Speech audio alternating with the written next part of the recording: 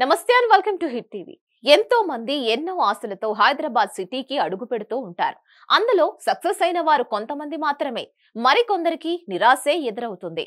అలాంటి వారిలో ఈ మహిళా సాఫ్ట్వేర్ ఒకరు. సినిమాలో నటించాలన్నది ఆమె కోరిక. ఆమె వీక్నెస్ ని తనకు అనుకూలంగా మలుచుకున్నాడు కామాంధ డైరెక్టర్. ఆమెపై అత్యాచారానికి పాల్పడ్డాడు. హైదరాబాద్ లో ఓ యువతి సాఫ్ట్వేర్ ఇంజనీర్ గా ఉద్యోగం చేస్తోంది. అయితే ఆమెకు సినిమాల్లో నటించాలన్నది కోరిక. అయితే తెలిసిన యువతి ఈమెకు షార్ట్ ఫిల్మ్ డైరెక్టర్ సిద్ధార్థ వర్మకు పరిచయం చేసింది. ప్రస్తుతం తాను ఒక ప్రాజెక్ట్ చేస్తున్నానని, అందులో ఛాన్స్ లేదని, మరొక ప్రాజెక్ట్ కు తీసుకుంటానని చెప్పి ఉద్యోగిని నమ్మించాడు. ఆ మాటలు నిజమేనని ఆమె నమ్మేసింది. ఆమె వీక్నెస్ ను తెలుసుకున్న అతను తనకు అనుకూలంగా మార్చుకున్నాడు సిద్ధార్థ వర్మ. ఆ యువతితో క్రమంగా పరిచయం పెంచుకున్నాడు.